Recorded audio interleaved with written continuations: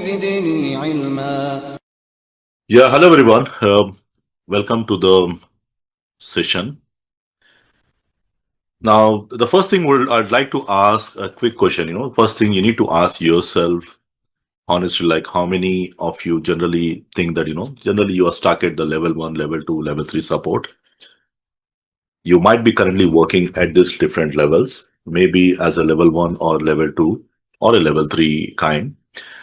But you generally see somewhere you actually stuck in the career means you know the routing, you know the switching, you hold some certifications, CCNA, CCNP certifications, but still you will feel normally you will feel the growth is very slow, or the salary growth, or the opportunities. Sometimes you generally see the opportunities are very limited. You don't have too many jobs. These are the general queries what comes. And also you generally see you're not moving up in your career, like you're not moving to the next level, you are just sitting at the same level. Okay, so that's something what one of the major challenge with everyone. So probably in today's session, I'm going to quickly give an overview of how exactly you can plan or how you can change the direction of your learning of your career in general. That's what mainly I'll be focusing on. So just to introduce myself, I'm Sikandar Shaik, and I'm a Triple CCIE certified trainer and also an active consultant. You can say kind of a freelance consultant with over 20 plus years of experience. So again, basically, I'm also into teaching. At the same time, I'm also engaged in some consulting or the architectural designs or any kind of deployments, migrations, troubleshooting, all these things. The transformation projects, all these things actually includes in that. So before I go ahead, I just wanted to let you know, guys, these things. Apart from that, as you already know, most of you, I hold three CCIs: the Cisco highest level certification, CCIE Enterprise, CCIE Service Provider, and CCIE Security. So again, I'm also actually applying the knowledge in every single day while working on the consultant or during the trainings programs. Because just certifications, if you don't apply the certification knowledge anywhere, this is just like a piece of paper. Most of the time you get certified, you have certifications, but you don't apply it anywhere. That's where most of the people generally get stuck after doing the certifications. Now, the other things we'll try to see here, basically during the training program, we don't go much of the textbooks, because most of the time when people ask, the Cisco press books are kind of a textbooks. That's something we will follow, but we don't go as per the textbooks or as per the slides, or we just not just go through with the theoretical things. We will be covering more on the production experience. So most of the technologies what we cover, that will be a little bit correlated with the live production networks. That's something you need to know, because at the end, the main goal of learning is to apply the same knowledge into the production network and do some real troubleshooting. So that's where you learn. But again, as I said, you may not get everything in a single sessions. But slowly, once you learn, once you understand the concepts, once you practice, then probably once you see the complex networks, and that's how it goes. Okay. So the enterprise deployments, some kind of consulting engagement. So I'll try to give some examples based on the topic. Anyway, we'll see as we move on. Because in today's scenarios, you need to understand the most of the engineers face the problem, the challenge. So the main challenge, what I have seen or what I have noticed after going through with most of the mentoring sessions with the thousands of engineers. So most of the engineers have the good knowledge on the CLI. They are able to, they very good knowledge on the CLI commands and the configurations, and also they have a good foundational certifications with a good theory form, and probably you also have some good lab experience in the control environments where you simulate the labs, those things. At the same time, you also have a certifications where you are also good at passing the certifications. Everyone know how to pass the certifications. That's something adds value to your knowledge. But again, The major challenge what you generally face is in the production networks, because whatever the knowledge you acquire, that has to be applied in the live network. So when you're working, so for example, let's say you got a production network goes down at 2 a.m., and that's where the customer is going to ask why the design, why there is a problem, why this goes down, or the kind of questions you should be in a position to answer. Or if you go for an interview, then basically you need to be in a position to give some examples of your experience or some real time troubleshooting scenarios. Or troubleshooting is not just about ping or trace, so that goes beyond. So if any of these things happens when the production network goes down, probably you should be in a position to be able to figure out and fix it as soon as possible. Okay, so that's what the challenge is, because when you don't work on some networks, it becomes challenging. Even though you learn many technologies in the certifications, in the CCNP CCIE certification, but again, if you don't apply them in the live networks, that's where the major gap, the challenge between the engineers. So what you have to do, again, you have to keep learning. At the same time, you have to keep applying. Probably, if you find some, if you think that you are not implementing, because when you're working for IT solutions, you work on multiple projects, multiple clients. That's where you learn a lot. But most of the time, I see when you are stuck with one company, one client, one network setup, that's where you just do the same thing every day, and you slowly forget the technologies what you already know. That's what generally happens. So you need to keep on upgrading yourself, keep on learning. That's very important.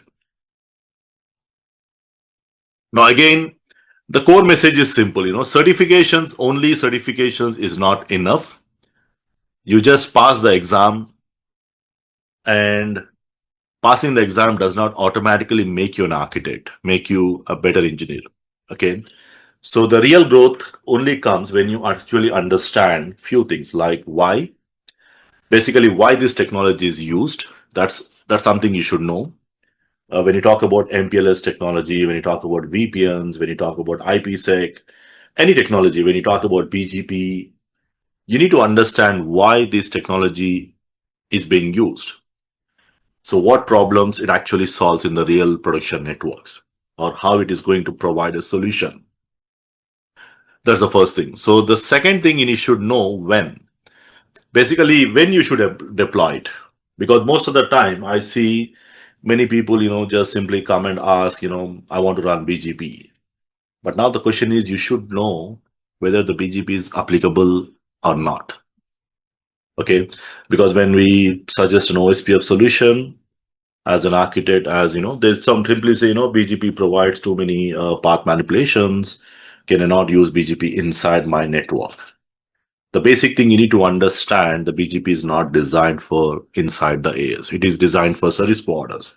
It designed. So similar things, sometimes, they come and say, I want to implement the SD-WAN solution. Then again, you should know, okay, SD-WAN is applicable if you want to do some WAN automation, those kind of things. You should know when we should apply those technologies. So like that, if you talk about IPsec, again, you want to implement the VPN, then you should know how many sites, whether the site supports or not. So any technology you take, you should know when you should deploy it.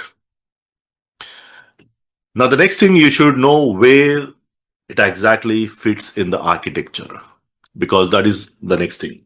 So the first thing, you should know why this technology is being used, when it is applicable, and does it exactly fits in my network or not, in my architecture, whether my devices supports or not, whether my company, the devices support or not, whether my company is in a position to go for this or not. There are many things, or many factors. So that's actually differentiates between a normal engineer and the better engineer, or we can say an architect level engineer or a senior engineer. Now, the other things, you also need to know how to troubleshoot. This is the most important and the daily task you do. What if something fails? What should be the approach for troubleshooting? How you are going to approach? And finally, what business problem it will solve. So what was the general problems? Like, let's say a simple design, simple example. Let's say you're working for a simple example. You got into a project of university and you have somewhere around 300 plus CCTV cameras, and you need to know the problem. Let's say you are consulted for that organization as a on behalf of your company, and you verified, you get the configs, you analyze the outputs, you use some show commands, and then you create a report and you figure out how many VLANs are there, how many cameras are there, what is the IP subnet, everything you analyze. Then you need to first figure out the problem, and then you have to provide the solution. That is what you generally will be responsible. So the problem can be anything. It can be, the VLAN issue, or maybe there is a multicasting is not enabled, and maybe there is a switches running in the network might be outdated, not supporting, or maybe the links connecting are not supported. Maybe there are some 1 gig links, and you need to upgrade the core links or the back-to-back links to 10 gig or 100 gig like that. So that solution you have to provide. So based on that solution, the problem is simple. Maybe your CCTV cameras are flickering and you're not getting a proper display. That was the general problem comes from the customer side. But at the back end, you have to figure out all these things. Okay. So that's where, you need to know certifications are not going to just, are just kind of a validity in your resume at the same time. But once you get into the production networks, you should be in a position to solve these things. Okay. So again, as I said, mostly we'll be trying to see similar kind of examples based on the topic. Again, it's not just based on the, because these things will vary based on different scenarios. So if I'm talking about VLANs, then probably I'll discuss about this. Or if you're talking about multicast, then we'll talk about these examples.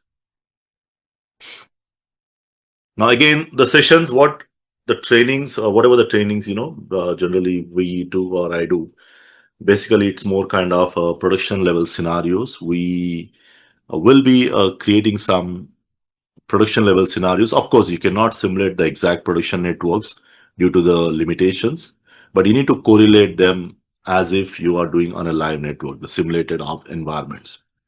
And also the main thing, you need to develop the thinking slightly above how the architects or how the consultant actually think.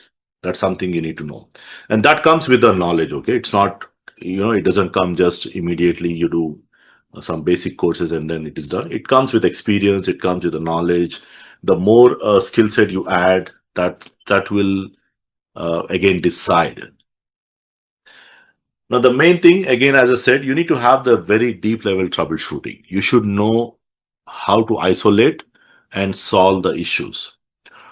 And again, if you are going with a higher level, let's say on the L3 or architect level, then you should be in a position to have multi-vendor practical exposure. Because when you start working for a production network, you're not just playing around with Cisco. You still have some other firewalls. You still have some Aruba switches. You may have some different vendors, Cisco switches or HP switches. HP Aruba. Same thing. So basically, these are all the things. So you need to have those hands-on labs as well, which is going to build the confidence. Okay, and that comes with the implementation only.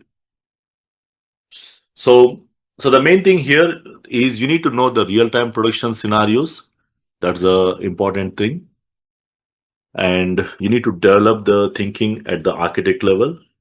And you should have a very good troubleshooting skills, and also multiple skills actually important as well. The more skill set you have, the more practical exposure you have on multiple vendors, the more you can be a better engineer. Okay. So coming back to the next things, let's say Now, again, as I said, my expertise is again in multiple wide range of technologies, holding three CCIs. Basically, I'm more into enterprise, where enterprise networks implementing the routing, switching with LAN automation, SDA or SD-WAN automation options. Also, I'm into security as well, being a CCI security at the same time. I do have some multi-vendor kind of scenarios where we have a multiple different vendors like Palo Alto, FortiGate, or Checkpoint firewalls. Also into some kind of other skill set like data center, even a service provider scenarios where you run some core MPLS, but little bit, very less on the service provider side, because most of the service provider networks are different. But mostly I'm into multiple skill set as well. Now, finally, there is one more thing. The goal is simple. You should develop the transformation should be like you should develop from a support level thinking to architect level thinking. That is important. You might be on a support side. You should be moving on to the architect level. That is what you have to do. So not just simply memorizing the commands. So from understanding the commands to deep technical understanding, that is important. So not just having the certifications, also moving on with the real time enterprise capabilities. That's what you have to transform yourself based on this skill set. Now, as you know, there are thousands of engineers that have been mentored, probably with experience, certification, all these things. This is what a quick overview of the programs and the certification about myself in general.